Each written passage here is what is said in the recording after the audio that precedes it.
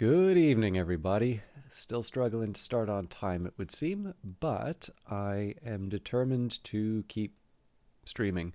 Obviously, the one challenge I'm going to be running into tonight is I wasn't 100% when I started streaming on Wednesday.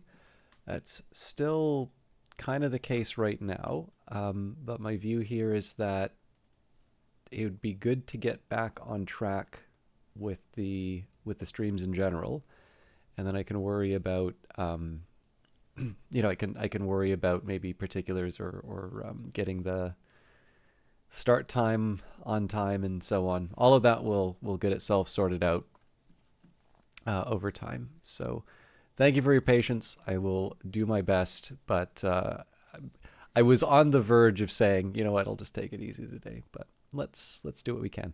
I will also say, just because of the hour, I might only go for a couple of hours, but I know I always say that and I always go longer, so we'll see.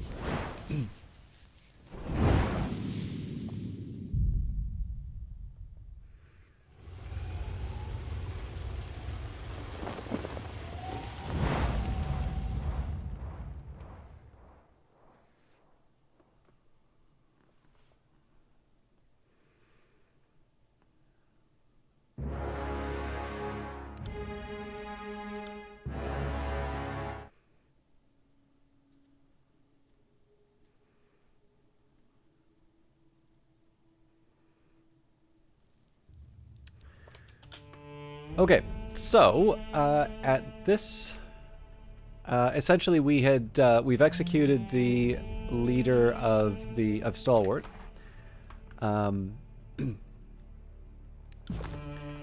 However, we found out a couple of decree.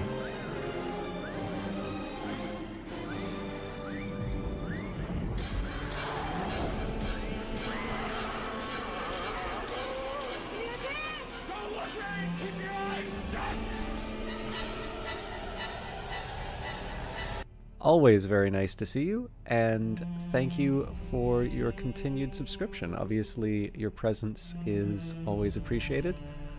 Continuing as a subscriber is, I feel like, one of many nice added bonuses. Sorry for starting so late, but I'm happy to see you right early in the stream. I'm not 100%. I'm sure you can tell from my voice, I'm not 100% better yet, but I will absolutely do my best to do a proper stream. And I hope you are well. So in terms of the summary,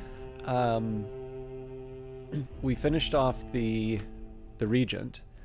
We're rather surprised about Amelia being a willing captive, let's say, of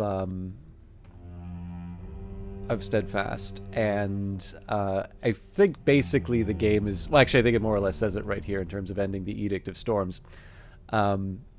Basically, we got to kill the baby, which isn't the moral dilemma it seems to think it is. Kids suck. This game did not anticipate me having to be on a plane with a child loud enough to pierce my noise-canceling headphones. That's a 9-hour flight. Guys gotta sleep.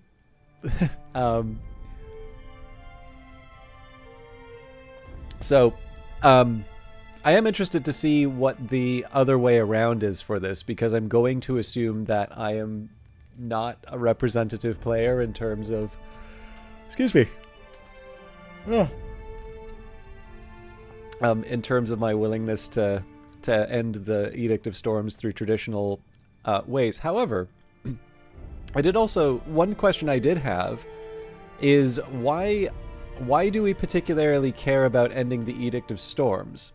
So I realize that there is this is something that Graven Ash wants, at which point one of the options is, put the kid in front of him. He could decide what to do with it. It's his blood. So Yeah, the battle for Sentinel Stand has begun. Now that the steadfast insignia has been recovered, multiple armies have descended upon the unbroken fortress to battle for control. Fight for control of the keep with the disfavored, and put Stratius Harridan to rest to end the Edict of Storms. So, actually, let's see here. So we've got, yeah, the Weight of Aegis is Barrack's quest. Trial of Archons. We're coming up with lists of bad things that one or both of the Archons have done. Hidden Truths. At some point, we want to go to the Shattered Bastion. Ah, yes, I should actually also do Seats of Power at some point. But yeah, so return to Sentinel Stand with the Steadfast Insignia. You may now return, withstand the fierce... Okay, so let's undo the...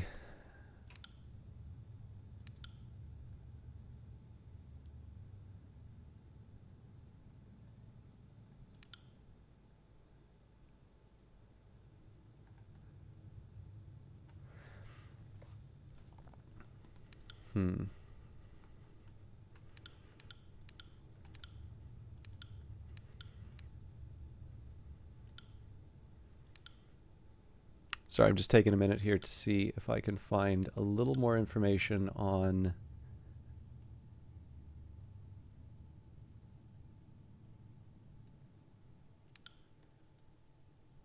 Okay, the disfavored general has regrouped his forces at the mountain fortress of Iron Hearth. Travel there to discuss the Archon of War's next move. Graven Ash wants to kill Stratius Harridan and end the magical storms. Travel to Sentinel Stand to see if Kairos' winds have abated enough to allow entry. Speak with the Unbroken Scout. So yeah, I mean, in the end, there is a side of me which says, this is not Tunon's problem. This is not my problem. You know, maybe I can volunteer to do a little, you know, side infanticide or something. But, like, I don't know. I don't necessarily feel that I have to be all in with the disfavored on this one. But we'll see, right? We'll see what the game gives me in terms of suggestions. See that? We should take a closer look. Sigil of Volleys, Sigil of Staggering Force, and Drug Recipe.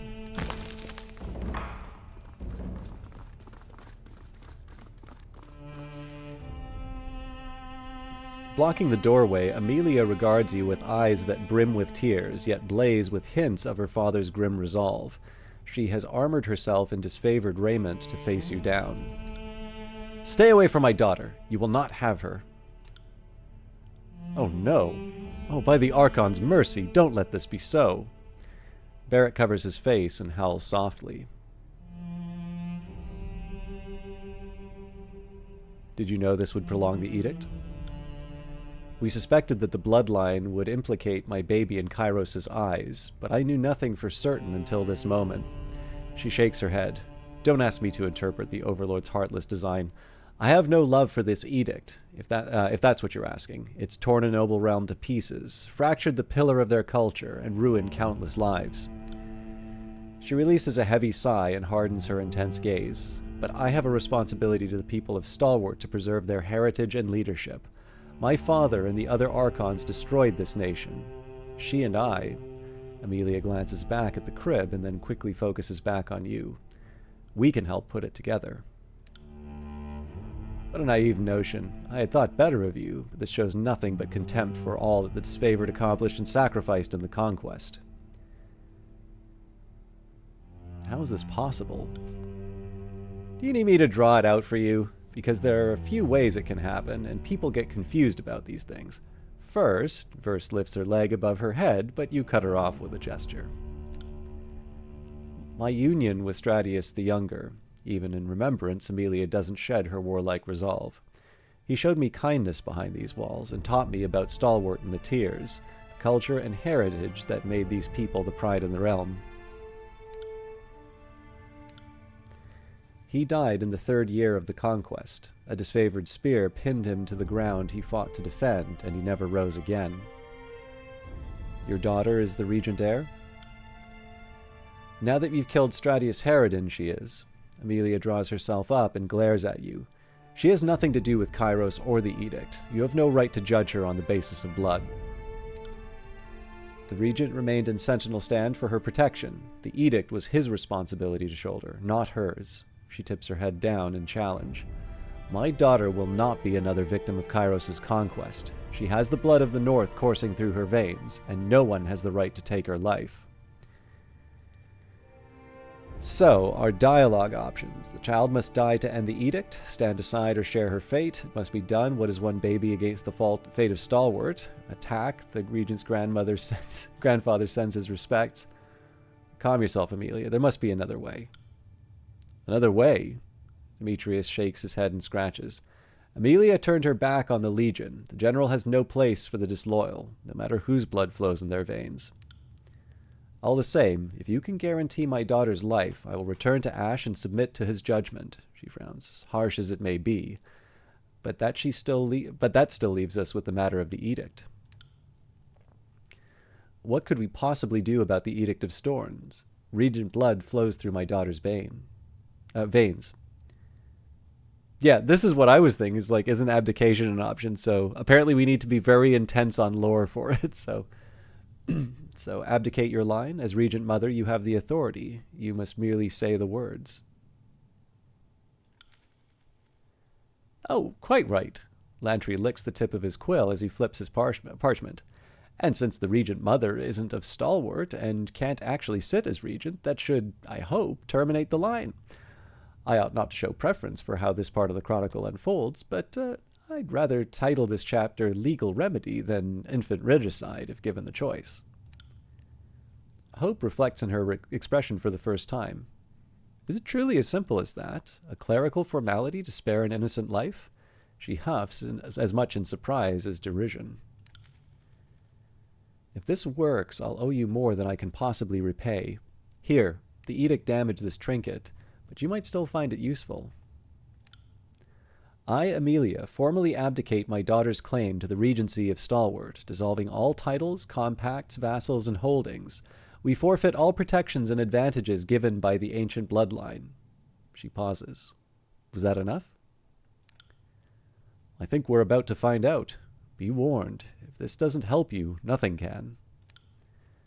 You feel a familiar sensation, the air growing hot and electric before suddenly erupting in overwhelming waves of energy.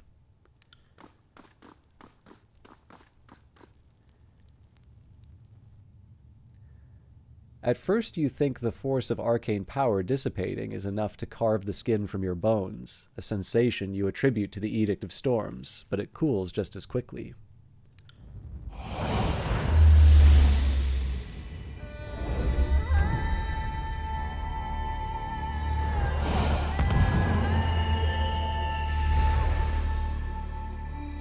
The winds buffeting the keep have abated. Outside, an eerie silence pervades the air. A stillness that hasn't visited Stalwart for a long time. You can hear the very symbols that brought the Edict of Storms into being, each syllable proclaiming itself from a newfound corner in your mind. It would seem the edict is now a part of you. Thank goodness it worked. You spared my daughter, and here I had come to expect nothing but cruelty from the servants of Kairos. Amelia looks to the crib. Now we have a chance at what might have never been. A life outside these walls. My father can be severe and uncompromising, but I'll return to Iron Hearth and his protection, at least while the conflict persists. Hopefully he isn't so consumed by war that I can't still appeal to him as a man and a father. I always appreciated them more than the Archon. I regret none of the decisions I made to get here. We'll disagree on that much, but my daughter will be safe. Stalemate between the Unbroken and the Disfavored is at an end, a victory that can't be measured in rings. Thank you, Fatebinder. I'll remain at Sentinel Stand to secure this location and send word to Ash of your excellent work. Achievement unlocked, Lawyered. Okay, I gotta see what Lawyered says.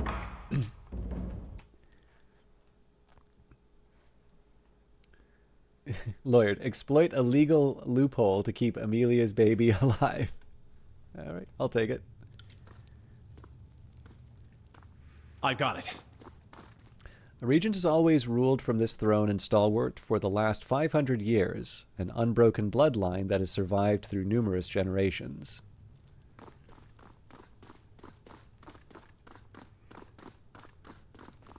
Nothing I can't handle. The crib has been meticulously cleaned, while other objects in the hall have traces of dust and metallic powder on them. None of it is found here.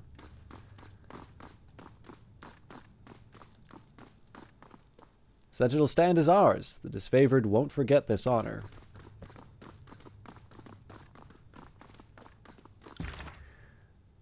Speak with Raven Ash. With Sentinel stand now under disfavored control, return to Iron Hearth to discuss your next move with Raven Ash.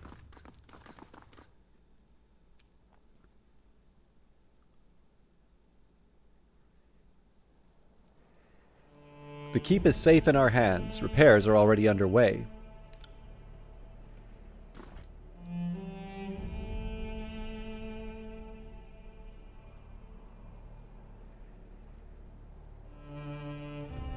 Ash will want to hear about what we've accomplished here. I'll hang back and oversee the repairs of the defenses.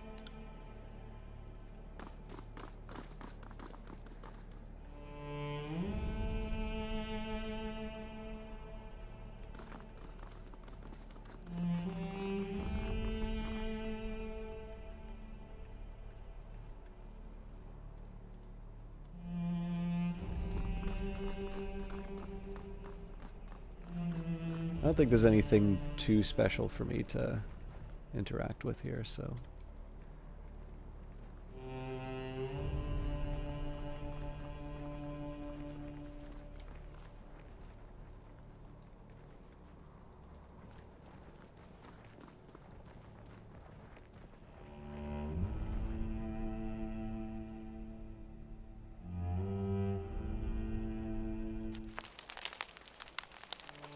That wasn't quite what I was expecting.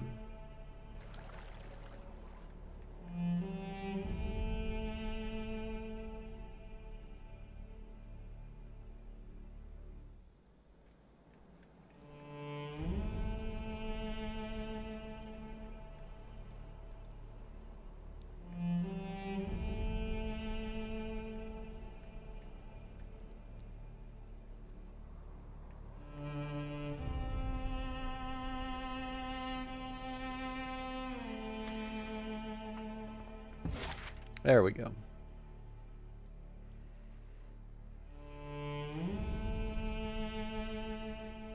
So obviously with the kind of the outlines here, there's a side of me that wants to head to these spots, but our first location is Iron Hearth. It'll take you 15 hours, 15 minutes to complete your journey from Sentinel Stand to Iron Hearth.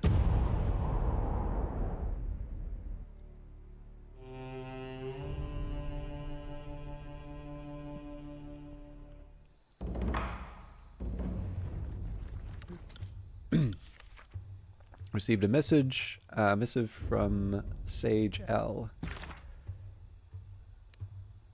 Alright, so I'm gonna go from the start. Dear Fatebinder Solon, may this missive find you in able health. I write to you in hopes of striking a bargain with the court. By the laws of Kairos, I am a purveyor of lies. In my work for the School of Ink and Quill, I have written many texts, and while some of the particulars are at odds with history as taught by those loyal to Kairos, I truly believe that our work is not blasphemous nor treasonous, and does nothing but exemplify the inevitability of Kairos. It is not my place to say what is and isn't worthy of censor. That duty, if I understand correctly, is yours. My offer is this. If you would preserve my texts, I would submit my neck to any sentence you deem worthy without protest. My life is worth little compared to the texts that required the life's work of countless sages. I understand such writings will likely need to be kept in a vault far from offending eyes. But if I can be assured our written echoes will live on, my flesh and blood are the court's to discard. If you are amenable to my offer, seek me out. My current whereabouts are far from the ruins of the Vellum Citadel. See the reverse of this parchment for instructions. If you make your way to the location directed, I will seek you out. Glory to Kairos. Sage L. On the reverse of this missive is a charcoal sketch of what appears to be a small keep built alongside the mountain foothills. A map of the tiers is drawn in the corner with a circle that seems to indicate this location is in the Bastard tier, north and east of the Bastard City. Dear Lord or Lady L, if you are sincere in your desire to surrender to the court, you are welcome to visit Tunon, Archon of Justice, and seek audience with him at the Bastard City. I assure you, the Archon sleeps very little, and time will be made for a proper hearing. Beggars cannot be choosers, and the guilty ought not to bargain when their only currency is guilt. Perhaps if you could provide me some more insight to your situation, I'd be less inclined to assume that this is some sort of trap. Fatebinder Solon. You unfurl the missive to see your reply from earlier. Whether the original sender is lost or dead is unknown, but what is clear is that the carrier bird that first delivered word from this sage L was unable to find its original sender, and so is circled back to you with your undelivered missive.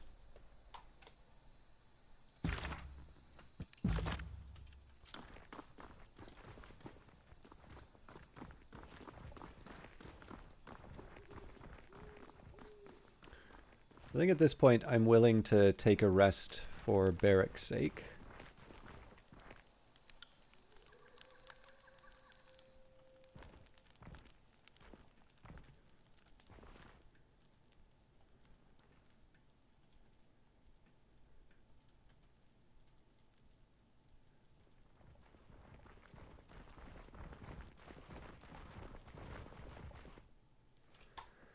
The great keep of Sentinel Stand is ours.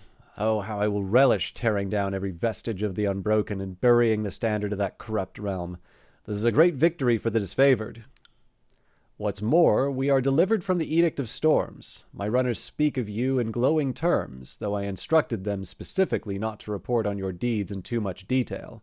I wanted to hear it from no one but the source. I would know more about how it felt to stand in the center of the storm as the Overlord's magic dissolved around you. You must be very weary from your travels. I am eager to hear your account, but I will understand if you still need to gather your thoughts. This is a joyous day, and I won't spoil it with impatience. Let's go over my success at Sentinel Stand. I claimed the mighty Ocean Spire. Another spire added to your arsenal. Impressive. But I question what you can do with 2, 3, 7, 8 spires at your command that you cannot do with 1. Be sure and clue me in once you figure it out. I can only imagine that Tunon will be interested as well, not to mention the voices of Narat. Like it or not, you have our attention, and we will be watching. Let's go over my success at Sentinel Stand. The Seed of Regents and the Tarnished Gem of Stalwart. I have anticipated this. So tell me, what do you have to report? The Edict of Storms is ended. And I have breathed fresh air for but the first time since I returned to Iron Hearth. You have managed to accomplish what my forces could not. More importantly, you have abated Kairos' anger for the time being. With the great stalemate of the conquest ended, surely we have earned the favor of Tunon and Kairos alike. Every deed you accomplish in the name of the disfavored proves our right to rule these lands. Ash balls a fist and enthusiastically pumps it in the air. How did it feel, Fatebinder? I have not had the distinction of breaking an edict, much less several.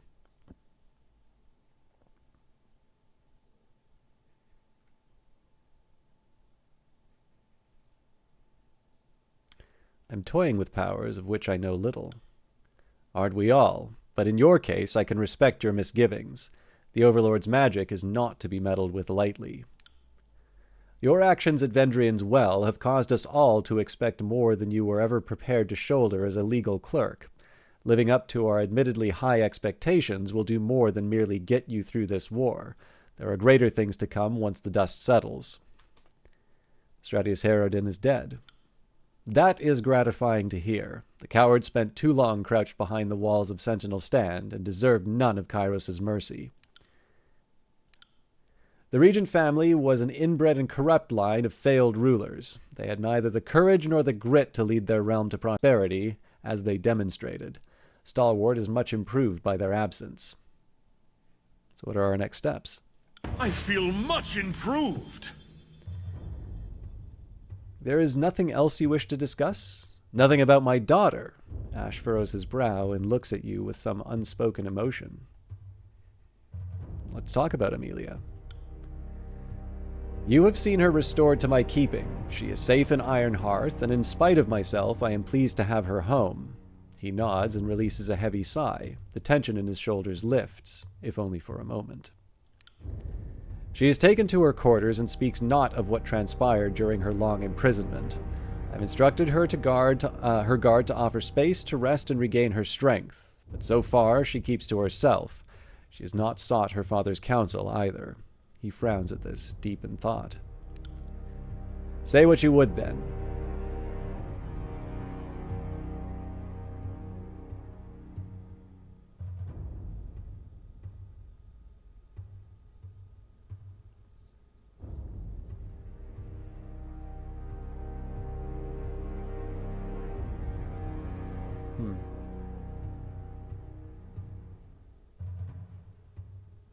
She returned to Ironhearth. Have you not spoken?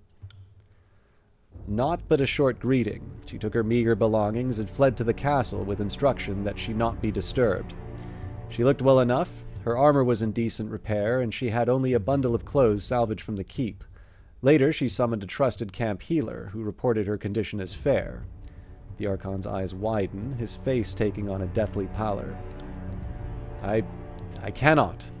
Ash squeezes his eyes shut and shakes his head vigorously. No. The very idea repulses me beyond all measure. And you, Fatebinder, he bears down on you with madness in his eyes. This is fascinating. I didn't say anything. And you, Fatebinder, he bears down on you with madness in his eyes. If you would bring slander and atrocity to this fort, then I will instruct Tunon to strike your head from your lawful neck. Do you hear me? He bellows with such force that spittle wets his beard, and the cohorts of the training yard turn with panic in their eyes. Ash cuts off his speech and holds his rigid posture. Throughout the prolonged silence, you aren't sure if he plans on swinging his mace in a wide arc or simply exploding from the tension he fights to repress. A vein rises along the crest of his scalp and slowly recedes as Ash calms his breathing. I'm just going to back away and let you handle this one. Don't mind me. Speak no more of these lies. I won't have them poisoning the air of Ironhearth and the ears of my fellow countrymen. You are a fool if I think I'd believe such an obvious ruse. Ash regards you with uncertainty, his eyes searching for truth or contradiction. She didn't say anything at all about her situation. He holds your gaze with a flat, even focus. Ash takes a deep breath through his nose, filling his lungs and swelling his chest until he is expanded significantly in your vision. When he releases the breath, it comes out deflated and resigned. It's amazing to see how long it takes some people to get the hint. Don't mind me. I'll just sit back and watch this play out. By the Overlord's mercy, was there ever a father more blind than me? The bundle, the healer, the sorrowful looks worn by her attending soldiers. His gaze shifts over to one of the windows of the castle, just in time to catch a silhouette stepping back from view. Kairos is flames, but I should hurl her and that accursed creature from the rampart walls. Our family name, the very north, is degraded by her lechery. Ash grabs at his face and howls into his hands.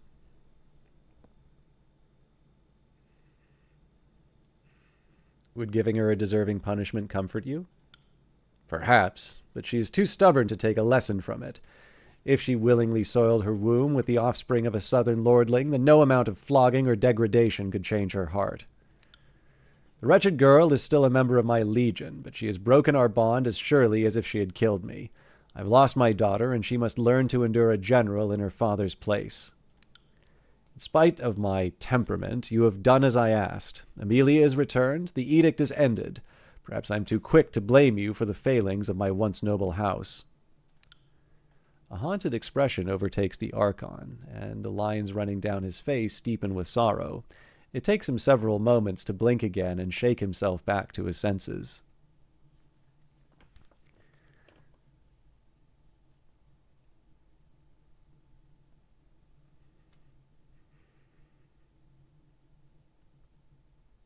Sorry, just 1 second.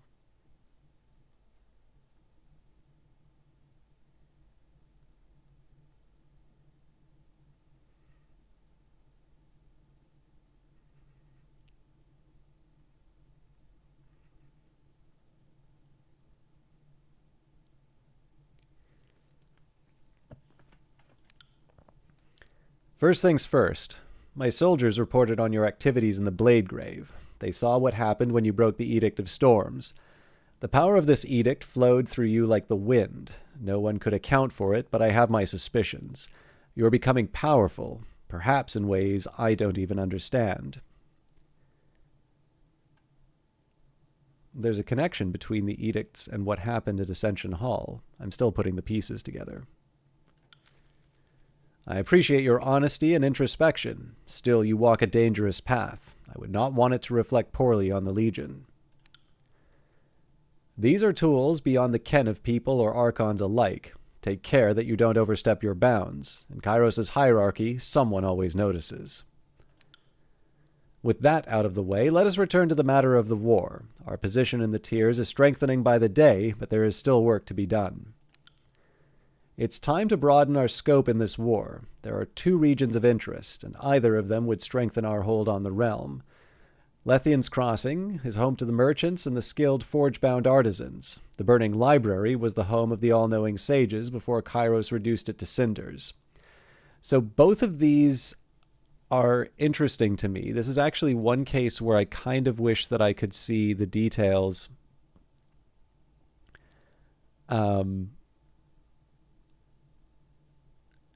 Like, if I could see the details of the quest.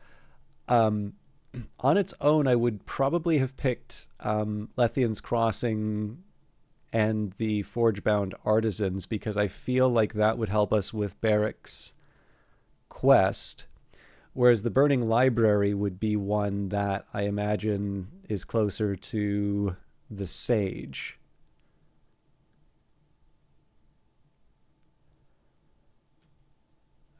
I think I'm going to go to the Burning Library because I'm slightly more interested in it, but I'm going to assume I'm going to get a chance to do both. But good. I understand the Voices of Nerat has dispatched one of his miscreant gangs to comb through the ruins of the library. We cannot allow any privileged knowledge to fall into their hands. Kill any of his red-clad degenerates you find and destroy the library as Kairos intended. There is also said to be a repository of arcane lore in the bowels of the library, the Silent Archive. It must be eliminated to satisfy the terms of Kairos' will. My scoutmaster, Merrick, was dispatched to observe the Scarlet Chorus, though I haven't heard from him in some time. His last known location was in the village of Effigy. The wilderness around the library is plagued with chorus patrols and wildfires that can make routes treacherous at a moment's notice. Merrick should be able to assist you in charting a safe course through that wasteland. The general worries his beard and frowns. I instructed Merrick to destroy all forbidden lore within the Burning Library given the first available opportunity. The fact that the Edict of Fire persists is cause to assume that he failed.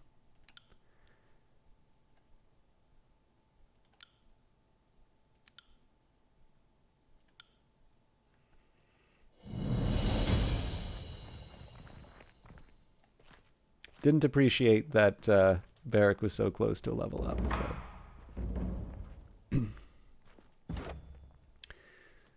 Okay.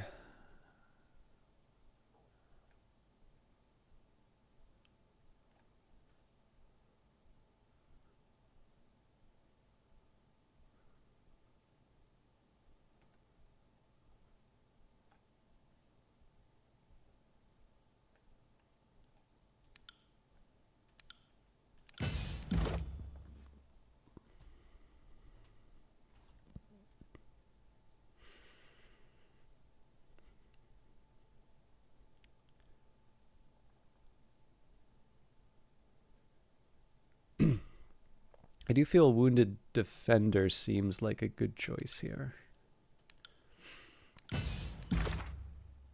Extinguishing the flames, Graven Ash wants you to finish what was started during Kairos' conquest of the Tiers and destroy the Burning Library once and for all, denying the Scarlet Chorus the library's forbidden knowledge. What I think I will do instead, I'm going to go to the Ruined Estate with the Sage, and I might see... Basically, I'm going to just try and do some of these side tasks. And then the other thing, I realize this isn't going to be... I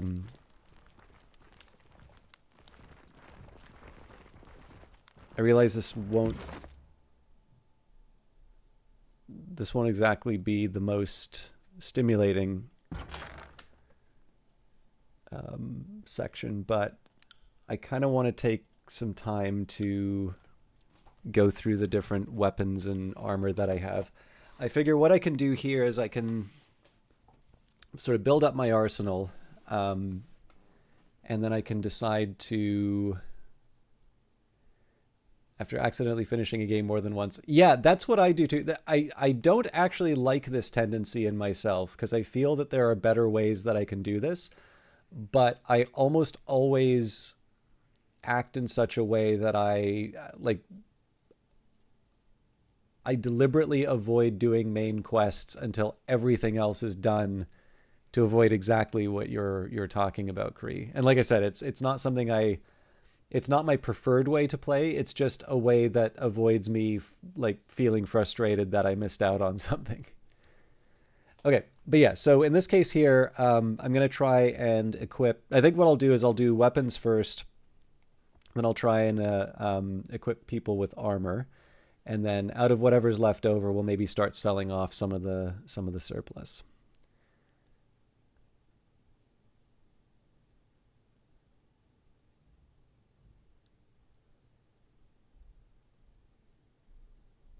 So yeah, I mean, the ring blade is tempting. It's just the lack of armor penetration is really a hard one for me to justify.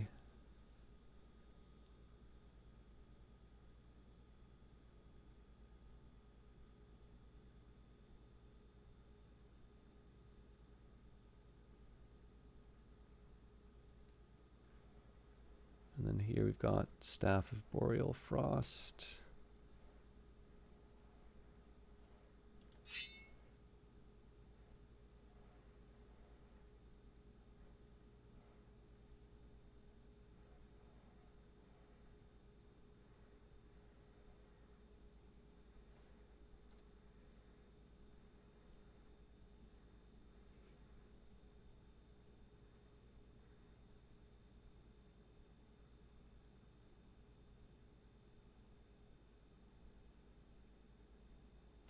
I don't think I'll mess with it. Okay, verse.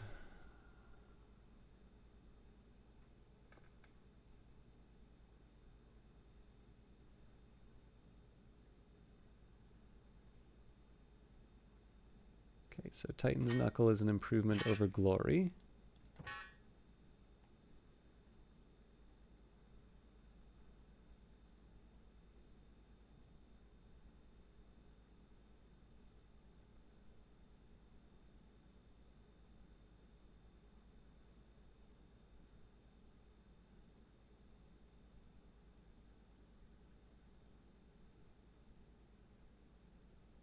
The rest of these aren't really improvements.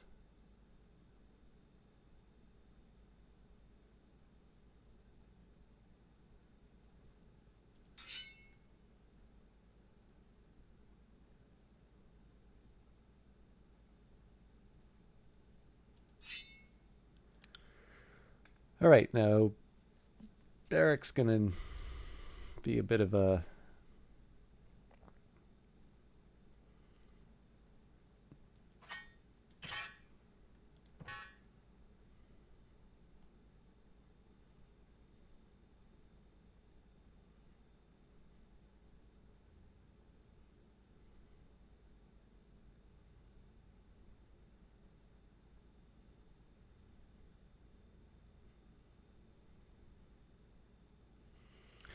I think I'm inclined, so it does hurt recovery a little bit.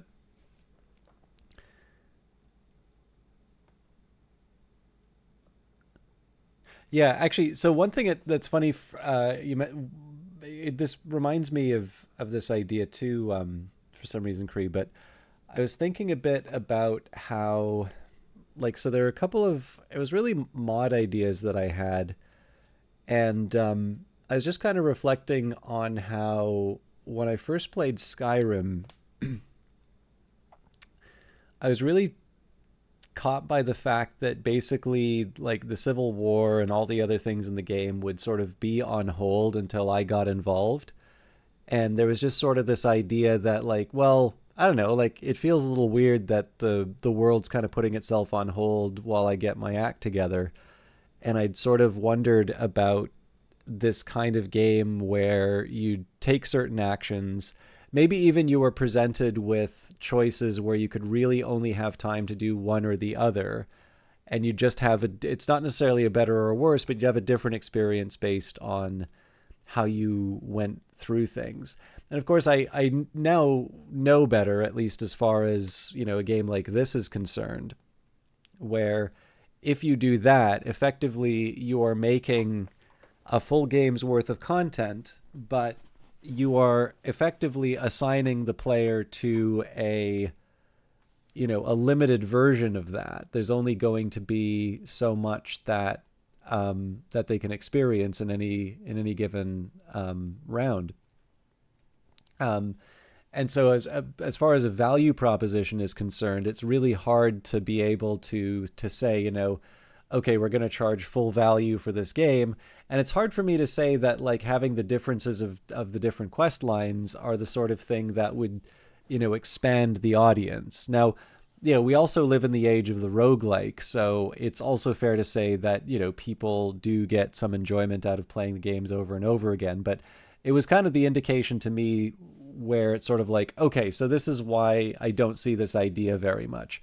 I won't say ever, because I believe the original Fallout game had a timer so that you'd get different outcomes depending on how long it took you to do the main quest. But oh, interesting. Yeah. But with all of that in mind, like I do generally get the feeling like I would prefer if the game communicated to me if I was making some sort of irreversible decision. And I've never actually been that bothered by a game that sort of telegraphs to me when something's going to happen one way or another. But I can definitely think of cases where I've felt sort of inconvenienced, or that I want to reset the game because I lost the opportunity to do a quest line because I advanced the main quest too quickly. All right, but yeah, I'm willing to lose a little bit of the recovery with the shield.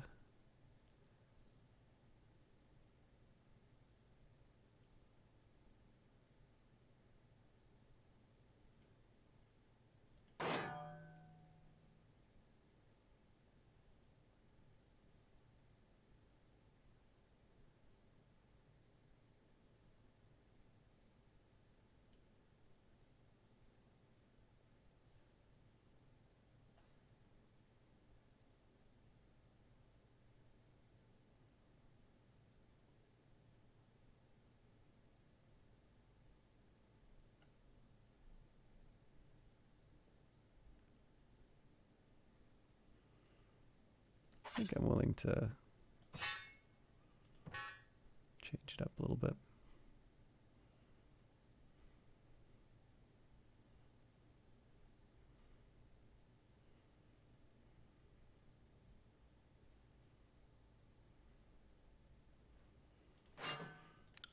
Okay, and I don't really have much for Lantry, but I can at least look at his...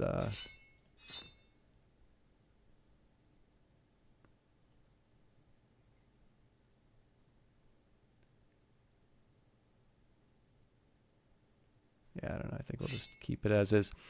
So I have one more round of this to do where I'll change the various armor and such, but...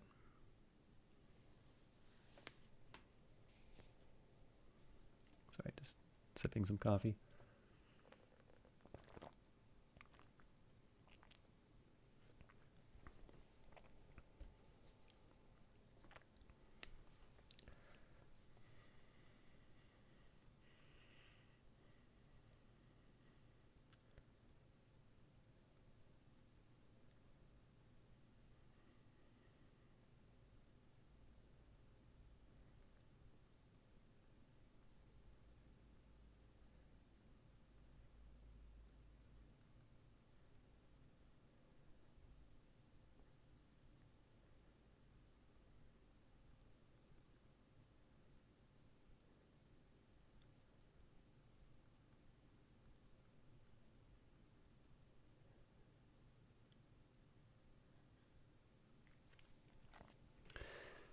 All right. One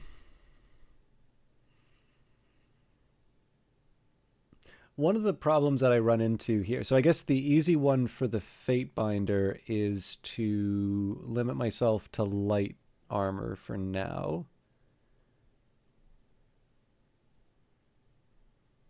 And there's not much in the way of chest plates.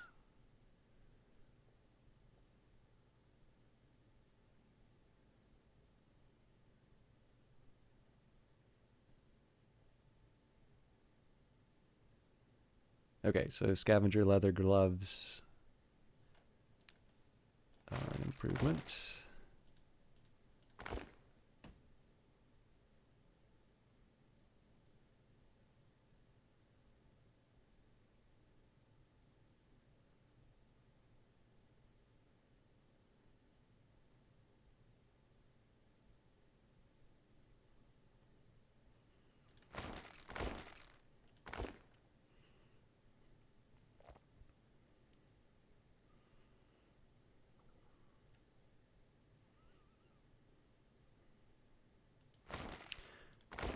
I kind of suspected this is what was happening. So basically, I clearly have gained a bunch of higher quality gear that I just ignored. So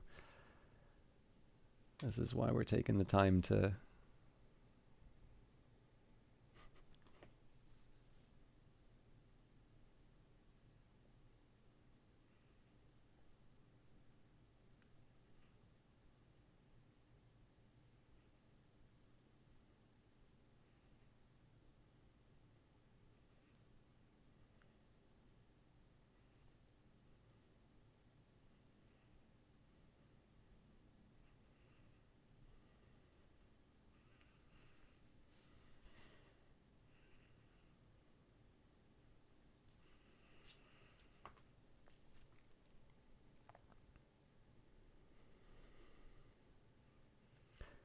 I'm sure there's a better way of actually navigating this stuff. I just don't know how.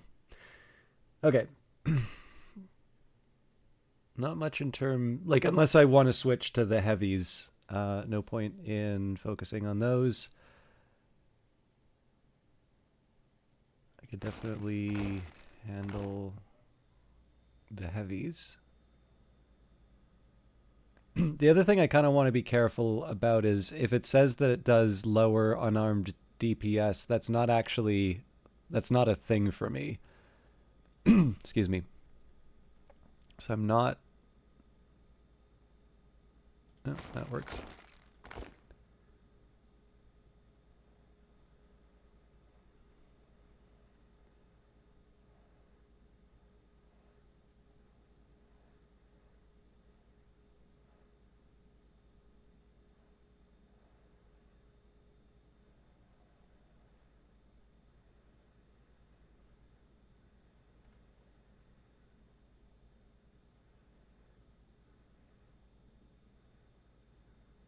Okay, that's fine. That's still a pretty decent improvement.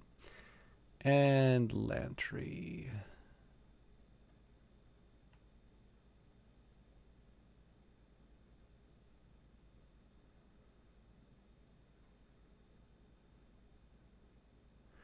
So in these cases, this is a little bit harder just because of the higher recovery. So yeah, recovery is the amount of time that a character spends between actions. Equipped armor and weapons have a large effect on recovery. So this is one of the reasons why I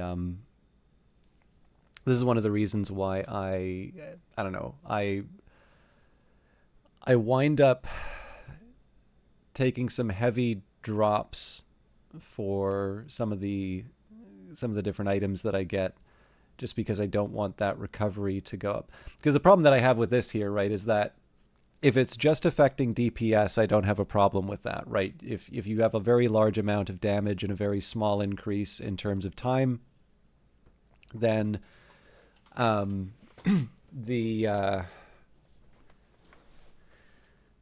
the total damage per second is going to go up overall. But if, on the other hand, that's also affecting your ability to cast spells or heals or things like that. That's actually quite a heavy cost to get a little bit of improved armor, particularly for a character who shouldn't be in hand-to-hand combat.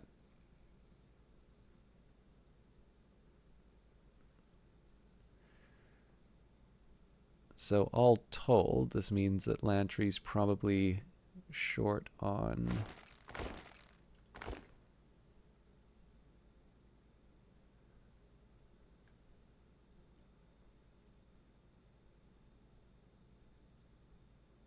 Yeah, I can live with that. Okay, last thing to do would be to look at any trinkets. We have a few. Okay, so only Ebb can equip the Tidecaster's Opal, Jewels of Fortune, Lucky, higher critical deflection and hit precision, and the Cleansing Charm, immunity to poisoned. Okay, so one for Verse.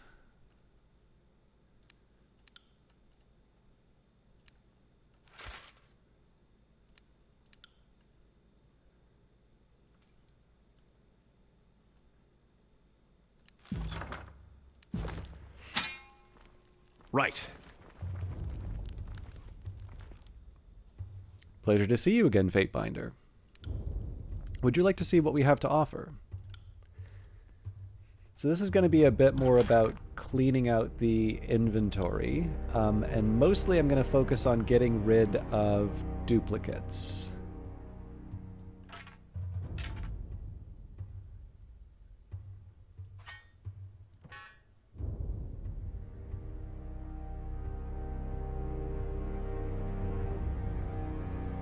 So I'm not sure about either of these. I'm going to hang on to them for now. For more generic things like bronze daggers, I figure something like Harm's Way is easy enough to give up. So there's not quite... I'm not quite going to have a whole... Basically, there's not going to be a lot of logic behind a lot of this, but...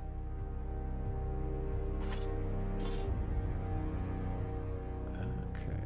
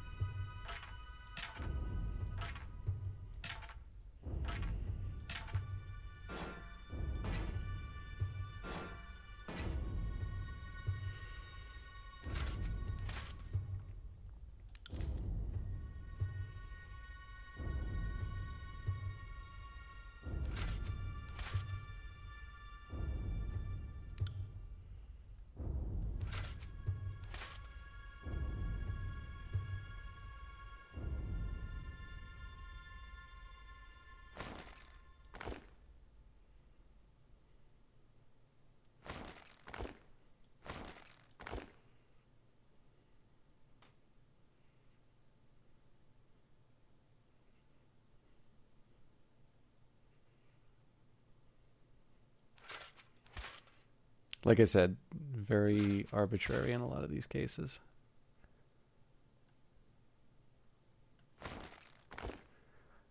Mostly what I'm doing here is, this is kind of a reflection of the fact that I haven't actually done something with every member of the party yet. And so I don't, I'm not 100% sure what I'm doing with loadouts.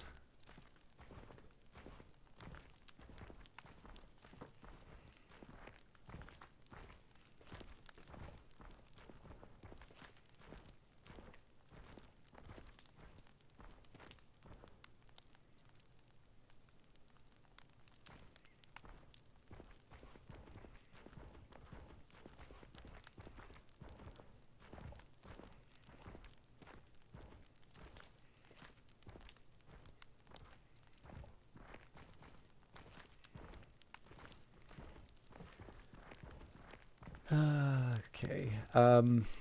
So the other thing should be sigils. Is it sigils? Yes.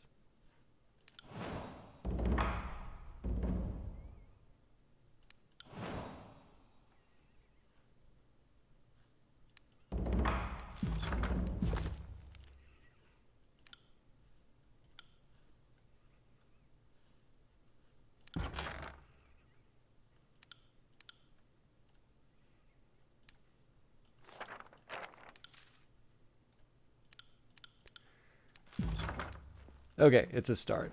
I'm also slightly curious here, so if I take the frozen grasp,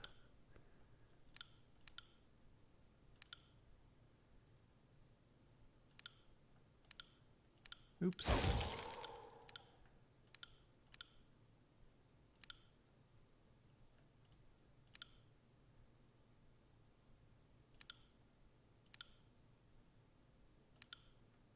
Yeah, can't make super spells yet. Or, well, I can make super spells, I just can't, like, use them.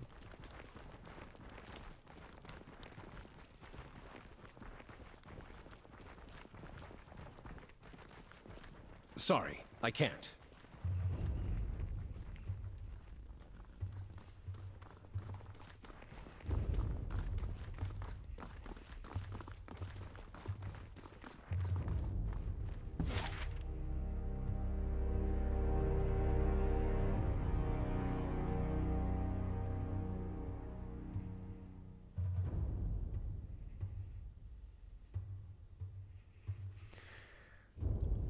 Okay.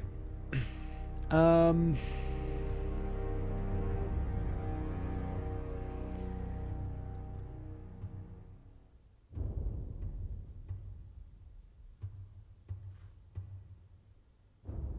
not quite ready to go to effigy because I'd like to pursue some of the other tasks.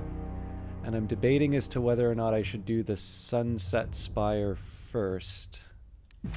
So I'm guessing the Shattered Bastion is related to the missive.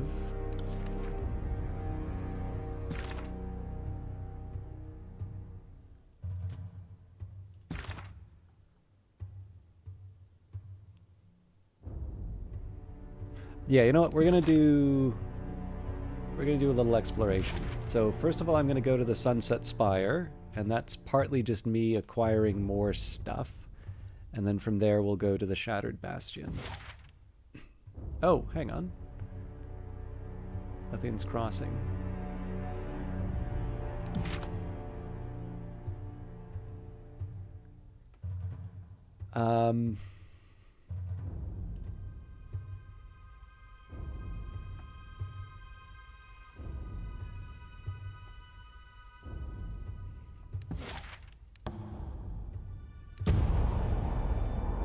Let's see.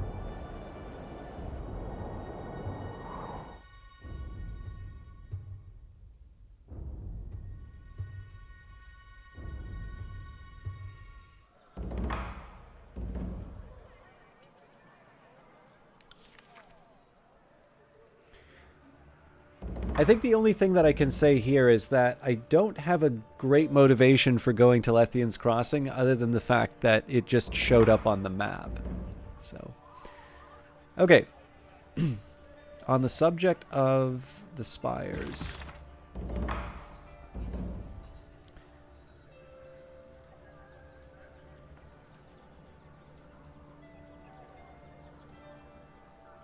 Dear Regulus, Kairos' edict simply said that an agent of the Overlord must claim Ascension Hall before Kairos' Day of Swords.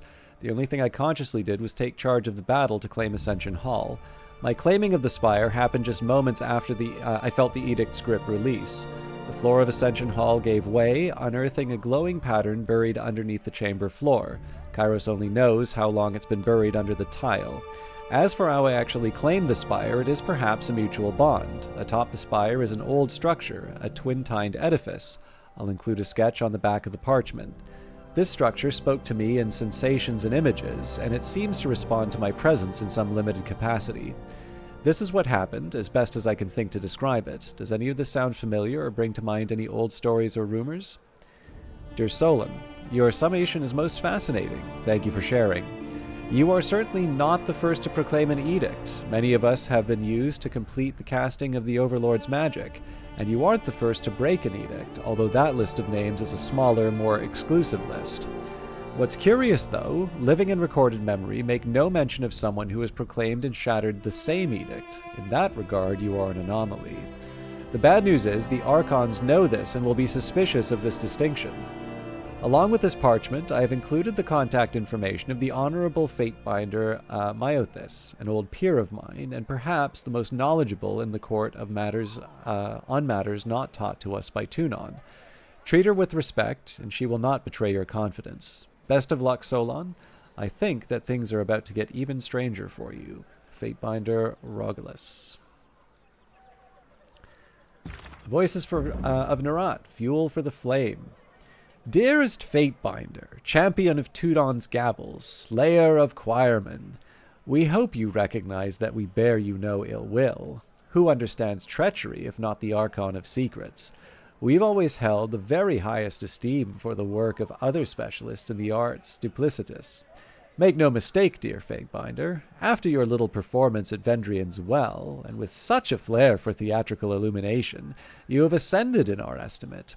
We trust you will understand that when we peel the flesh from your bones and squeeze the bile from your quivering innards, it's strictly out of artistic integrity and the courtesy owed to a fellow professional. Nothing personal at all. But enough about our friendly rivalry. Do you enjoy the company of our little spy? Her dance never fails to inspire us in the most pleasant quivers. We have a gift for her, delivered through you due to the girl's questionable faculty with letters. We've learned from one of our birds that a mercenary in Haven has been absolutely gloating about slaying her sisters. His boasts even secured him work defending some crossing merchant. Show her the sigils on the reverse. She'll know what they mean. Voices of Narat, Archon of Secrets, and Master of Cacophony. The opposite page contains several rough ink scratch symbols that look like nothing more than a child's pictographs of their favorite animals. Inquire further.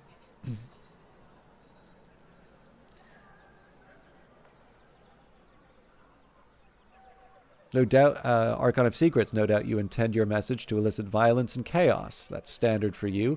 However, so I'm left to wonder, what else do you hope to accomplish?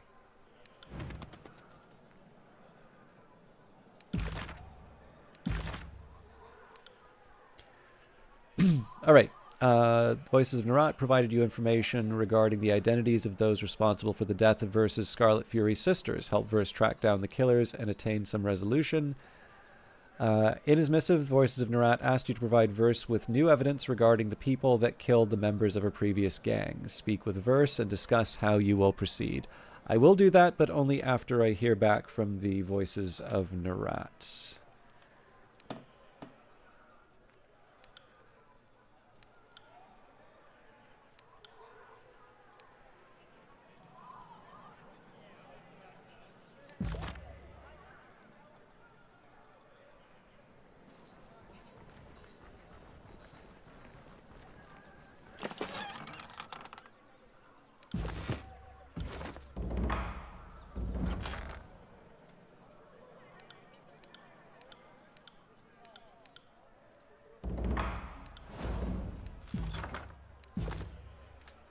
A lot of missives.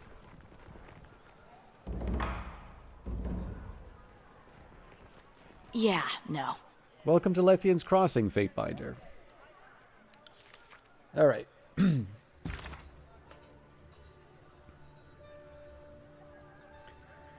Dear Fatebinder Solon, your actions at Sentinel's Stand have once again supplied the rumor mongers of the bastard city with stories to peddle. Some seem to think that your cunning twist of legalese intended to display some great support for the people of Starward. That, of course, only leads to speculation about which people of Stalwart you intended to benefit. The unbridled upstarts or the corrupt old queens. Others foolishly believe that you unraveled the Overlord's edict to prove that you could, as if a sliver of cleverness could bring Kairos low. As a scholar, I prefer primary sources to gossip, so allow me to ask you plainly, why did you choose to spare the child? Just purely political. Dear Fatebinder Rogulus, the blood of Graven Ash, Archon of War, flows through that child's veins. It should take no scholar of history or governance to recognize the potential in protecting it. The Archon appreciates family above all else. Why would I deprive him of a grandchild born of the ruling family of Stalwart if I could do so without shirking my duty to the Overlord? I do not make a habit of discarding gifts of fortune. Fatebinder. Nope.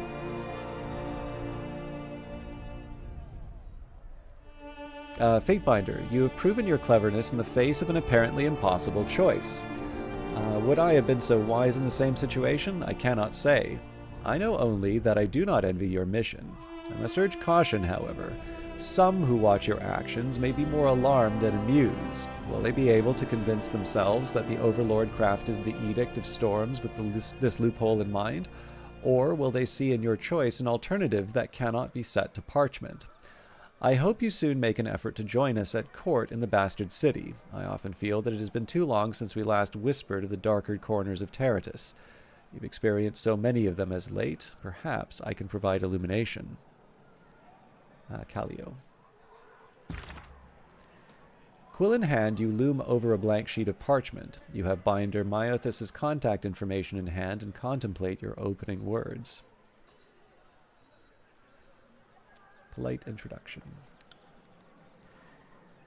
Dear Fatebinder Myothus, I write to you at the urging of my peer and tutor, Fatebinder Rogulus. He has found himself bereft of answers, a rare condition for him, and suggested you may be the only source of the answers I seek. If you will pardon the imposition, it would mean a great deal to learn what you know of Kairos' edicts and the magic of the spires. The mountain spire of the Tears has awoken to my presence, an event that occurred moments after I resolved an edict of Kairos, so it's critical that I learn just what has happened to me and what it all means. I thank you in advance for your consideration and wisdom. Fatebinder Solon.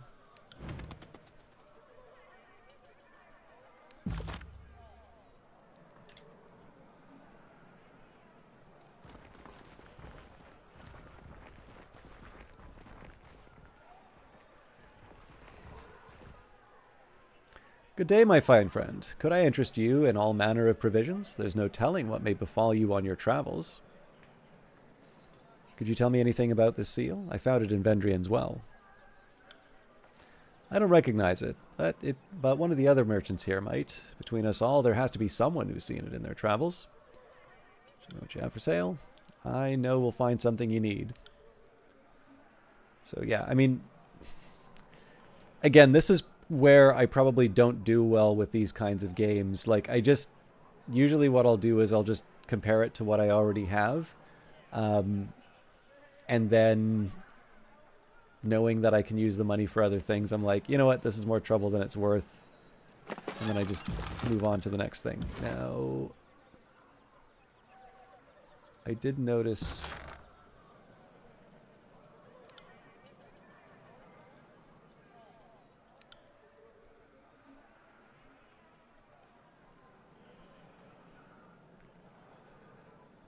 Oh, I can at least sell the broken stuff. Should have done that.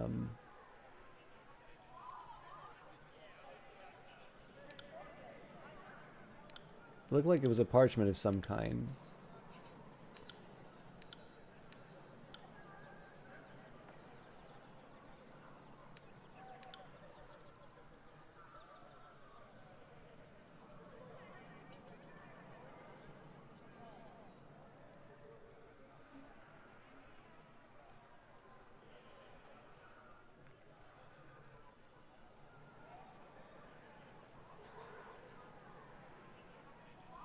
Yeah, so I'll sell off the junk. So staff fragment, scarlet notebook. I can do that at the next merchant.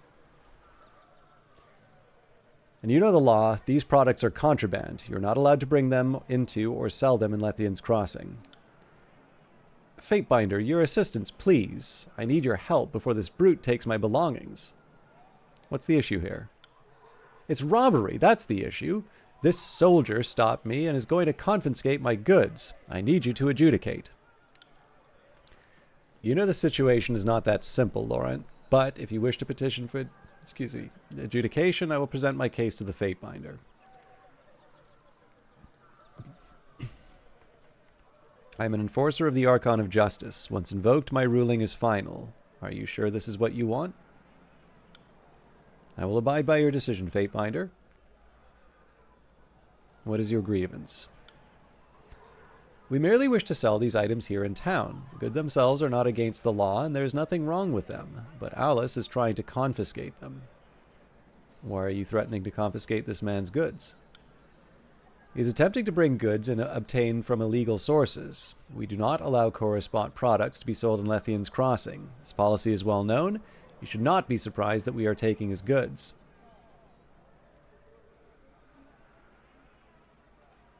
You were attempting to sell goods from an illegal supplier? Where we got them is of no consequence. The goods themselves are not illegal and are needed in Lethian's Crossing. The petty feud between the Disfavored and the Scarlet Chorus has no bearing in this transaction. These goods aren't illegal. Why would you try to confiscate them? Purchase and sale of items from the Bronze Brotherhood and Scarlet Chorus are illegal. The law is the law. Just because someone doesn't agree with the law doesn't mean that they can ignore it.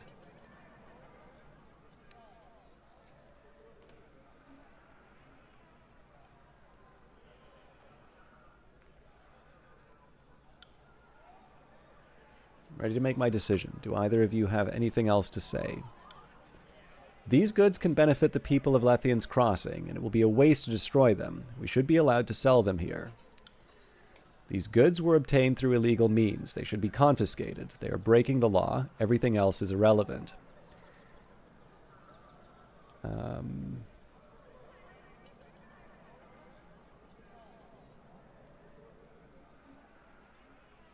Goods will not be confiscated, but instead be distributed to the townsfolk for free.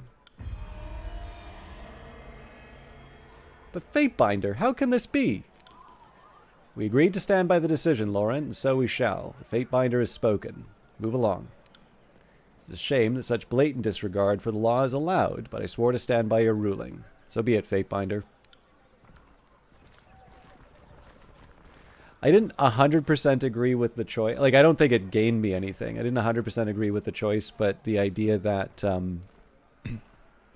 essentially, the idea here is that it's neutralizing the... it's neutralizing the reason for people to keep getting the illegal goods. Due to the frequency of raids, all the bridges and ramps in Lethian's Crossing can be raised to provide safe places for settlers to hide.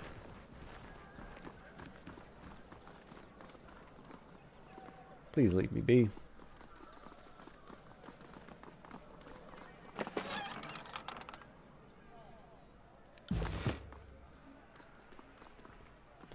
People may not care for how the garrison treats us, but they keep the settlement safe.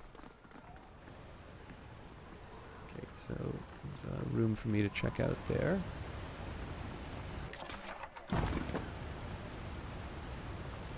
Forgemount won't sell anything to us settlers.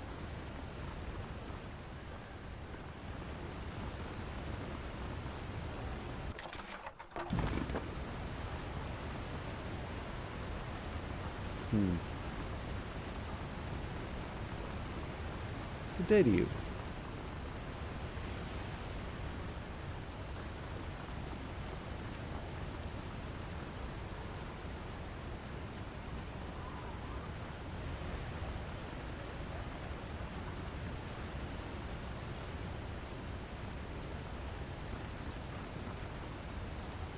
That's just a sign.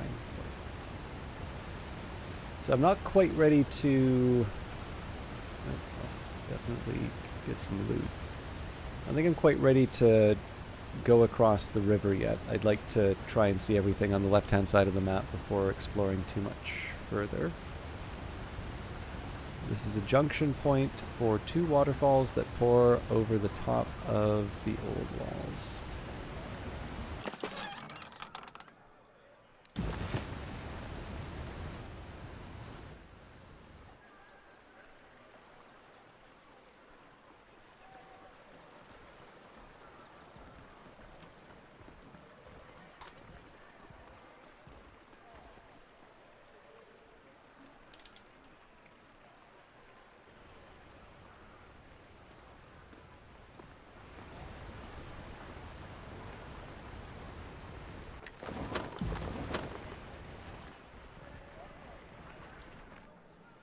Good day to you. Might I interest you in all manner of provisions? Who knows what you'll run into outside Alethian's Crossing? Could you tell me anything about this seal? I found it in Vendrian's Well. Basilia looks at the seal for a few moments and shakes her head. Can't say I recognize it, but I don't really get into affairs outside of Lethian's Crossing unless I have to.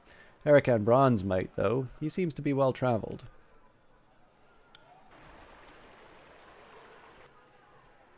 Welcome, welcome, the merchant motions you over. What can I get for you today? Be sure to stock up before you leave. There's plenty of wilds between here and the Bastard City. Tychus turns the seal over in his hands and shakes his head. Doesn't look like any seal I've encountered. Sorry. Someone else might know, though.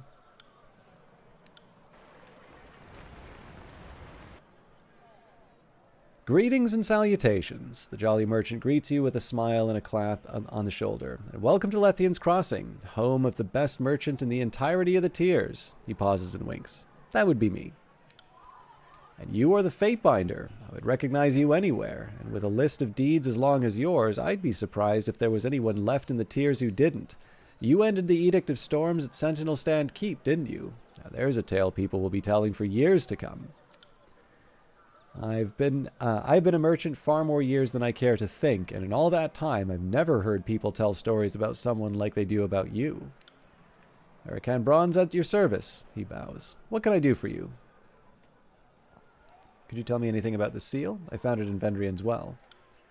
Let's take a look, shall we? Huracan takes the seal and turns it over. When he spots the insignia, he quickly deposits it back in your hand and wipes his palms clean. Where did you get that? It came from a merchant caravan that was ransacked. Suspected as much. He mumbles and worries his brow. So far off the normal trading routes. But why there? Why then? Why now? Maybe you could start by telling me about the other merchants. Telling me about the merchants. He refocuses on you and nods. Of course, the sigil belongs to the Hand Over Quill Merchant Company. His lips tighten to form a violent pucker. Tell me more about Hand Over Quill. They were once a powerful trade organization that, well, he cups his mouth and glances around. Let's just say that you didn't want to get between them and a contract. What with Tunon's new laws in the Bastard City, the Quill slunk into the shadows of Kairos' authority, trying to keep a lower profile. If you're involved in any of their dealings, stay far away. A shipment of iron and weapons went missing. It was found, with this seal, in a house in Echo Call Crossing. He strokes the shadow of beard growth under his chin. Suspicious, I agree, but war always has its little problems. He waves a dismissal. It doesn't add up. Now, if we can return to the subject of my wares, he smiles and readies to show you some fancy bauble. The weapons were meant for the disfavored, and the Vendrian Guard suddenly had iron weapons. The Vendrian Guard? Huracan drums his fingers on his mouth and considers. Well, this changes things, I suppose. Changes things? What does the Hand Over Quill have to do with the Vendrian Guard? First things first, Huracan clears his throat. This will come at a price. If something unfortunate took place and my connection were traced back to me, the consequences would be costly. You know, I'm shocked to find an honest merchant like yourself engaging in illicit trade. His complexion loses some color. Illicit? Whatever do you mean? That bottle. Essence of mazenberries. A deadly poison. What bottle? Huracan turns, pulling on the end of his beard. He tries to follow the direction of your gesture. There's no... Then his confusion clears, replaced by stark understanding. Of course there's a bottle, and after you tell the authorities that I must have stashed or destroyed it, then it's your word against mine. Am I correct? Most perceptive of you. Occupational hazard. The merchant lets out a heavy sigh. I should be used to this by now. If you breathe a word of this to anyone, I will denounce you for the liar you are, but... He looks around to make sure that there are no settlers close enough to overhear what is being said. I received instructions from Fifth Eye to use hand over quill to deliver iron weapons to Vendrian's Well Citadel. I don't question my orders, I just follow through. I don't know anything else, and that's the truth. I'd like to see your wares.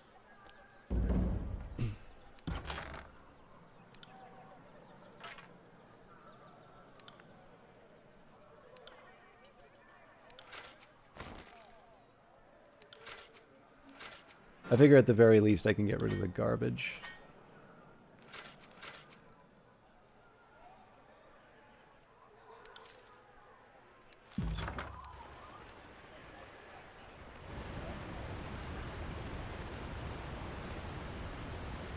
Lethian's Mistress is the first place I'd visit if that's your sort of thing. See that?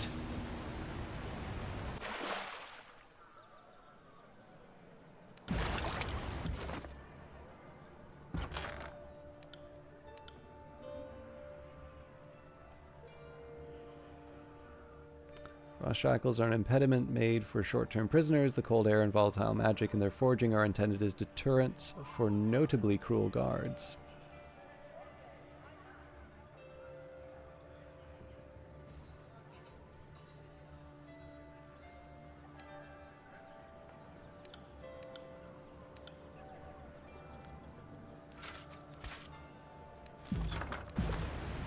Will do.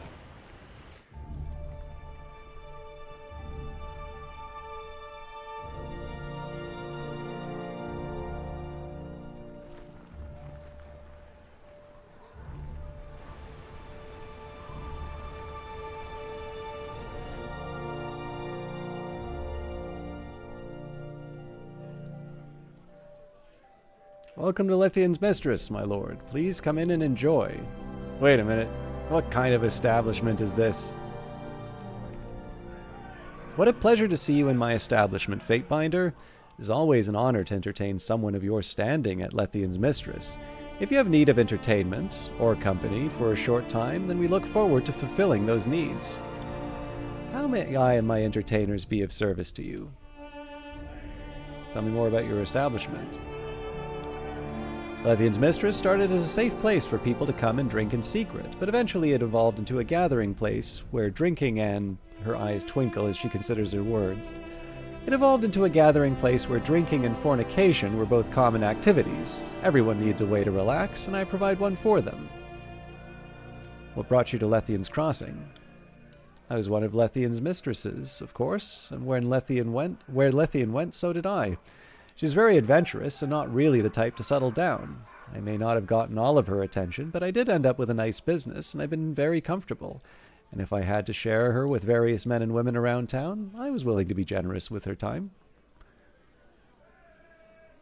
Perhaps another time.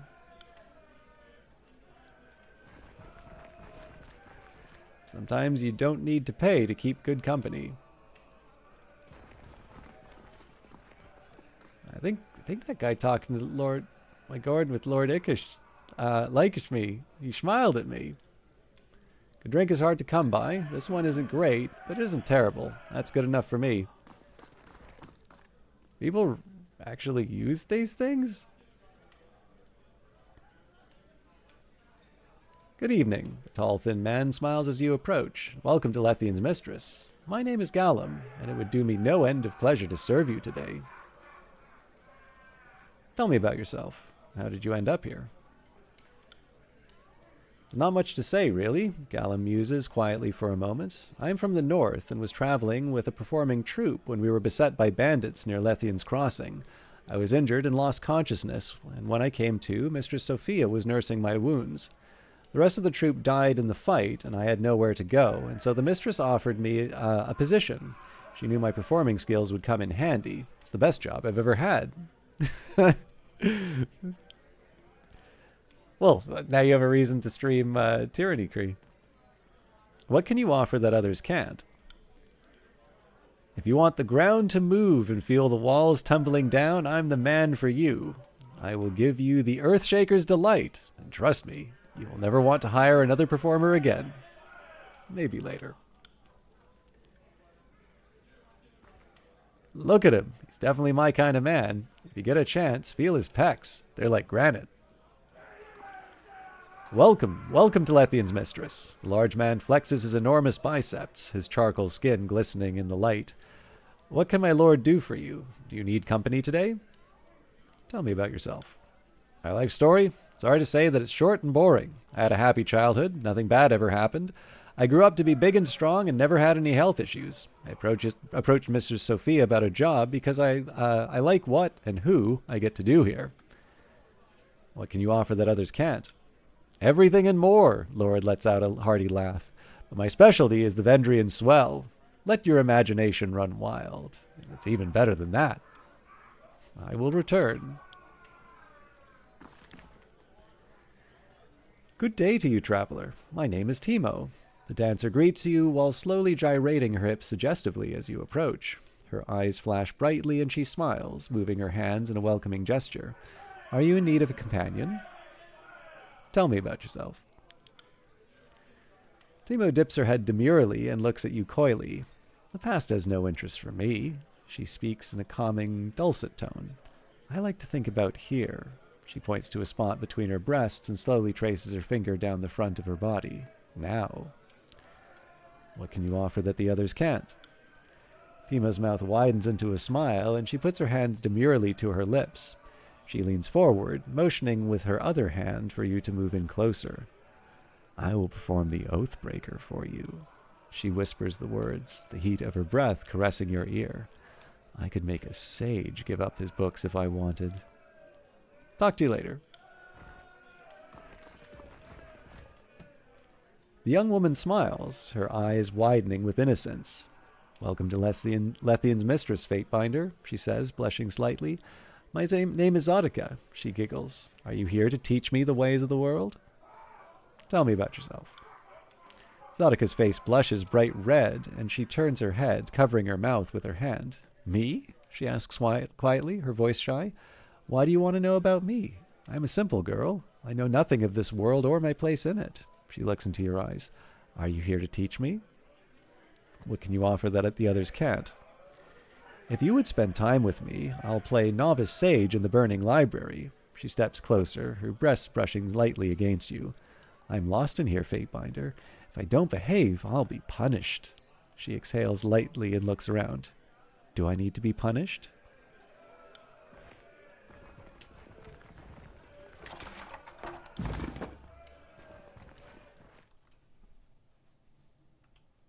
I'll leave that all for you to enjoy in your own playthroughs.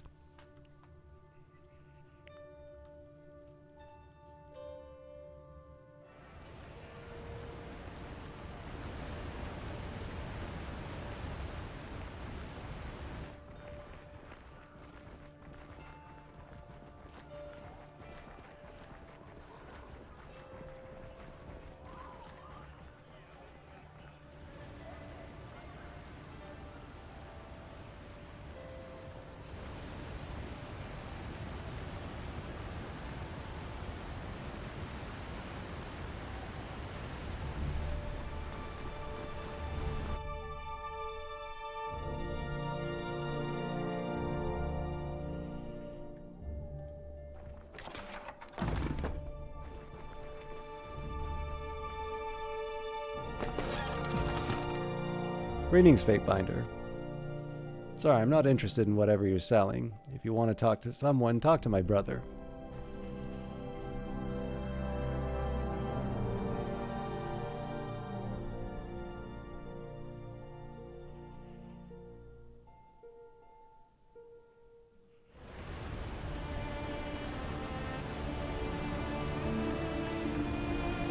During clear mornings, the western waterfall reflects the rising sun in a beautiful display of color. This is the eastern waterfall. Though it cascades down alone, some settlers believe that waterfalls split from a single source somewhere above the old walls.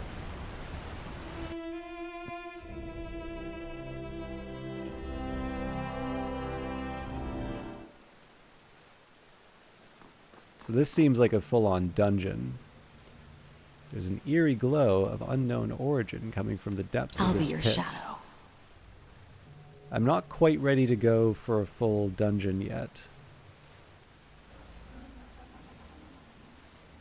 Yeah, you know what? We're gonna come back.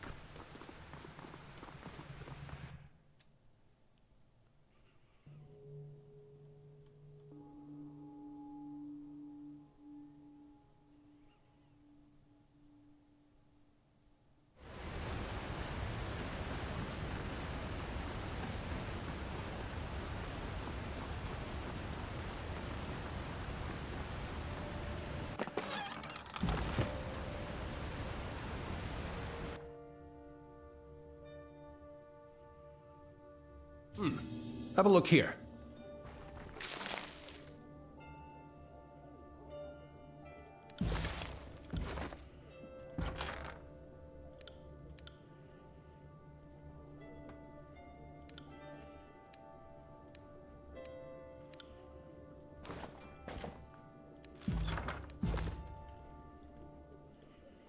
The old walls are dangerous. I wouldn't recommend going inside.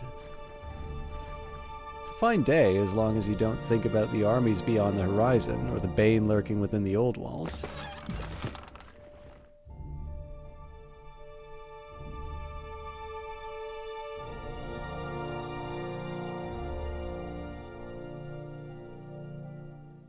So yeah, the original plan was, you know, just see if I could find something related to Barrick's quest. I'm not sad that I went here, but I definitely feel a bit directionless in this part. Welcome, friend, the merchant cries out to you, his belt jingling with rings. He waves his arms about in a dramatic presentation of his wares. What brings you to my humble trading post? Have a certain something in mind, or just browsing? Come back later.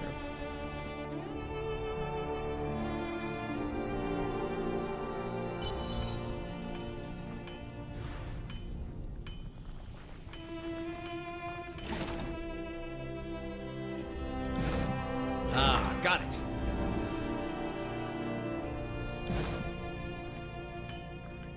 These worn iron weapons look as if they have been recently repaired and are being readied to be shipped back out.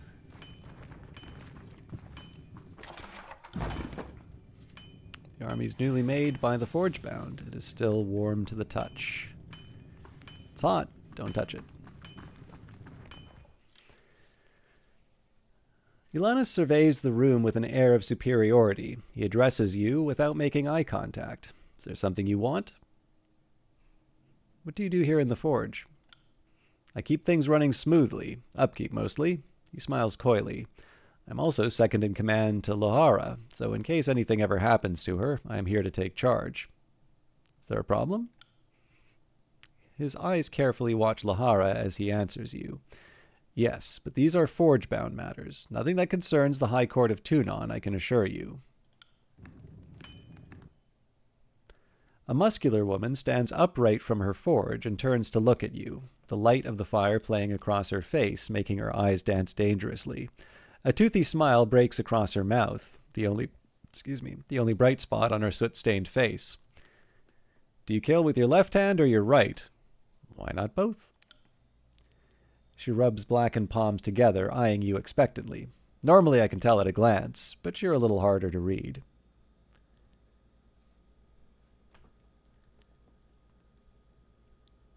I mean, this is the thing. I am, like, a two-handed weapon specialty, so...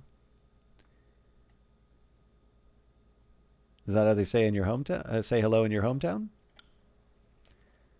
Do you also answer questions with questions? She flashes more pearly teeth and chuckles softly to herself. It's a simple question, child. When you swing a tool to end another life, which hand do you use? Right. Hello, Vanguard Master. How you doing? Noted. She clears her throat and wipes her blackened hands on the canvas of her smock. I am Lohara, Master of Tempering, and Forge Master of Lethian's Crossing. My tasks exceed the hours left in the day, but there is no harm in pausing my work if it means speaking to the Fatebinder. I want to thank you personally for the help you gave the Forgebound when you visited the crossing before. The workers you provided us were a great boon. We are grateful to you for it. I must say, denying both the disfavored and the Scarlet Chorus of extra weapons was pretty brave of you. I expect the Chorus to offer a bribe, but the disfavored? If they would stoop to those tactics, who knows what they're capable of? How may I be of assistance? I'd like to talk to you about Barrick. What about him? I'd like you to free my friend from his armored prison. Did the adjudicator not issue an injunction against precisely that action? Indeed, he sent the decision by bird to each of the guild workshops. Just excited? Is it because of the mistress place that we were hanging out later?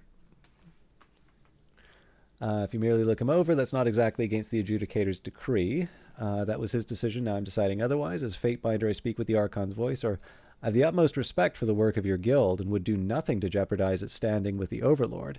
Yet you must admit Barrick's armor is a magical marvel. Surely an examination wouldn't run afoul of the law. You forge words like a courtier, and I have little doubt that you could twist any argument to your advantage were we pressed to answer for a crime. Allow me to state this in no uncertain terms, Fatebinder. The Forgebound swore our allegiance to Tunon the Adjudicator, Archon of Justice. We do not easily forget that oath, nor do we rush to circumvent it. Our fastidiousness is not limited to our craft. Loyalty to an oath looks like this, Fatebinder, in case you had forgotten.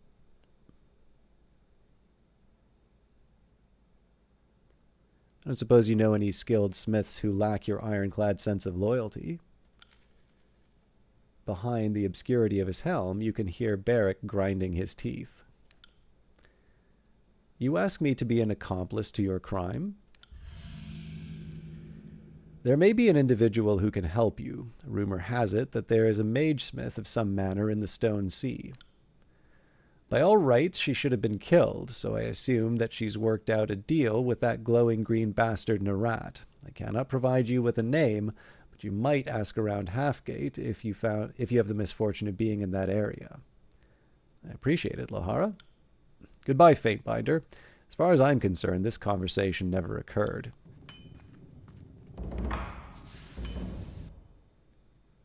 You've returned. Lohara turns to face you, her body covered head to toe in charred hues, chest rising and falling under the strain of labored breathing. There's always more demand for iron than there is time in the day. She removes a set of heavy canvas gloves and balls her fists, the joints of her fingers cracking in unison. Why did you want to know if I kill with my right or left hand? The gauntlet is the hardest piece of the panoply, and the most rewarding to work. So many scales of so many different sizes, and then there's the rivets. She slides her thumb and fingers together, shedding flecks of soot and iron dust. I imagine you see a lot of battle in your line of work. One gauntlet is inevitably going to wear out before the other. My mind is always thinking on what will need repairs first. It's as simple as that. Tell me about Lethian's Crossing. I don't see much of it, only this. She points to the roof and walls of the forge. Lethian and her merchant crew settled this area a while back. The brave fools built bridges over these old walls and made themselves a crossroads trading post. Real pioneer spirit stuff. The whole place might have been ignored by Kairos' forces, except somebody discovered that there's iron everywhere. Can't wash your clothes in the river without them coming out rust-tinged. So the iron made Lethian's Crossing important enough for Kairos to want it for himself. It made good sense to move some of us forge-bound here to Lethian's Crossing. Easier to put us near the iron instead of shipping it over the mountains. That, and this is a crossroads. We can resupply our allies faster than ever from our new workshop. Tell me about the forge-bound. For centuries, my guild sought the union of magical and manual perfection. While others concern themselves with the arcane for the sake of inordinate power, we study it to overcome the traditional limits of our arts and crafts. The forge is our dominant concentration of study, but not all forge-bound work metal. Some are weavers, carpenters, and one of our odder members fancies himself a chef. The wise and mighty Kairos has been kind to our guild. He offered to put our weapons and armor in the hands of those who would change the world. A broad smile overcomes her face. And he has been true to his word. Forge-bound iron has trampled the tiers, and all that oppose Kairos forces rest their heads on forge-bound spears. What can you tell me about the Forge-bound Master? Zedna is the best leader I have ever had the pleasure of working under. She guides the Forge-bound with a steady yet stern hand, guaranteeing all of our work is of the utmost quality and peerless in every regard. I am Zedna's second, which is why I am the Forge Master for Lethian's Crossing. She points at Eulantis. He is my second. Should anything happen to me, I haven't worked with him... should anything happen to me.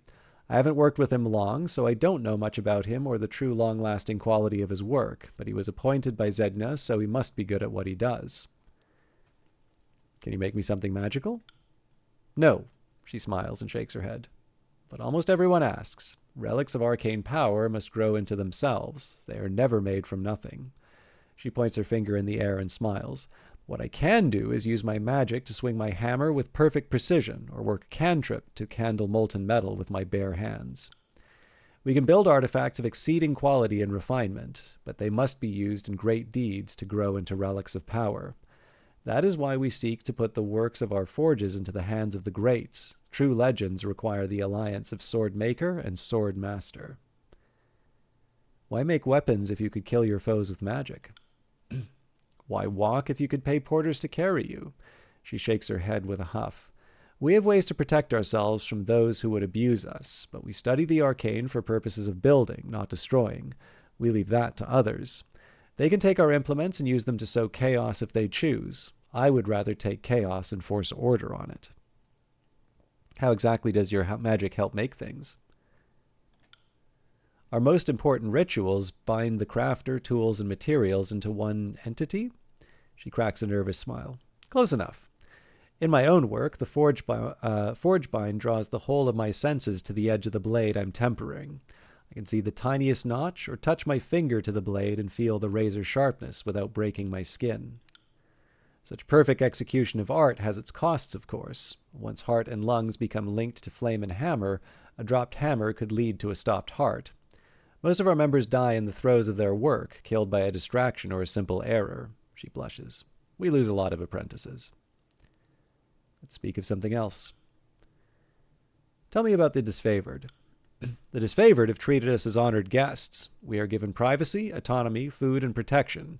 In return, we give them the best iron in the tiers, and they put it to use. She shrugs. A favorable arrangement. But I'm no fool that I read too much into the kindness. We are a war resource, and exist only because we feed their insatiable need for quality iron. Can you make something for me? Can. She lifts an eyebrow. Most certainly. Will? Well, Kairos invented queues for a reason. She lets slip a sigh. I have every Iron Walker and every Scarlet Chorus ringleader sending me bribes and flattery in hopes that I'll work off schedule and make them some special this or one-of-a-kind that. Her mouth moves as if to speak, but falls silent, folding her arms. I did not realize the request was so thoughtless. My apologies. I get unreasonable demands every day, but it's not the volume, it's the purpose. She lowers her voice to a near whisper and steps closer to you. I do resent that Kairos' demands reduce our work to mere quotas. I should be allowed to customize my work for every soldier. Only apprentices have anything to learn from making the same size helmet again and again. Forget I asked. That I will. Are you well? You look weary. Ecstatic. Her voice is matter of fact, and a smile creeps in. The ritual of the forge links heart to hammer. My blood beats only when I strike my ingot. My forge runs too hot if my breath becomes too hurried. The bond is both fatiguing and exhilarating. Couldn't that kill you? I should hope so. She laughs, her face blushing the color of molten metal. Better than being defiled and killed by brigands, poisoned by grain rot, or slain by childbirth. Would not a soldier want to die in battle? Is that how you excel at your craft? Well, that in practice, she scowls. But yes, the rituals link the senses to the materials, and the body to the tools. My hand becomes a joint, the hammer the true end of my arm.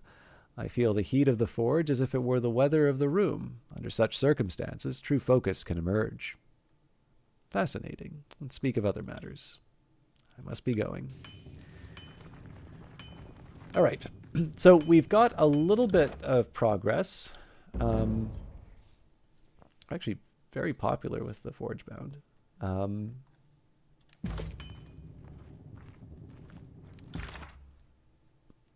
Enlist the age of forge-bound subject, not subject to Kairos' law. Without the age of a forge-bound, there's no way to help Barrack. Search for a specialized smith that would not be opposed to disobeying Kairos' law.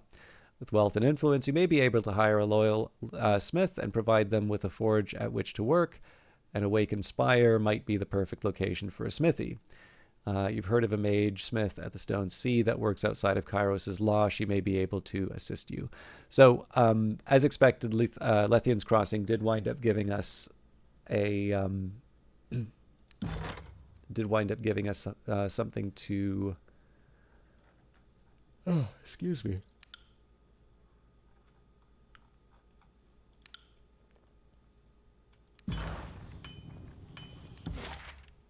Wound up giving us something with Barrack to work with. What I think I'll do, I'm probably going to wrap up here. I know it's an early finish, but it's already past midnight. I do actually have something that I need to do tomorrow, and I'm definitely feeling the day kind of catch up with me. What I'm thinking here, though, is I can... we'll finish off at Lethian's Crossing. I think I will go into the old walls to see if that gets me the spire. After that, I figured I can go to the Shattered Bastion to see what's going on with the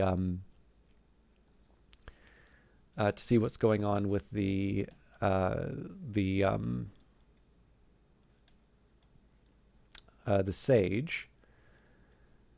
Open question as to whether or not I get another spire out of this. I'm assuming I will. And then I kind of figure from there I can also make a side journey to the Secluded Forge to see if I can unlock Barrack. And then the appeal here is that the Sunset Spire, presumably if I get the Sunset Spire, that would be the opportunity for me to make the Forge. But I figured that's kind of enough of a list of things to do that I probably want to save that for next week. So I will be back Monday for more Tyranny. I will also note, unexpectedly, I wasn't able to record some Book of Hours episodes for this week. So I will do those over the weekend. I'll make sure that I am back I'll make sure that I have those properly for Monday, Wednesday, Thursday, and Friday. But for tonight, I think I'm just going to leave it here. I'll keep it as sort of a lighter, I guess basically a lighter week for myself. I'm still kind of recovering from London. And then next week we'll be doing sort of full length and catching up with everything. So thank you all for hanging out. Lovely to see you as always, Cree. Nice to see you too, Vanguard Master. I will see you all on Monday. Take care.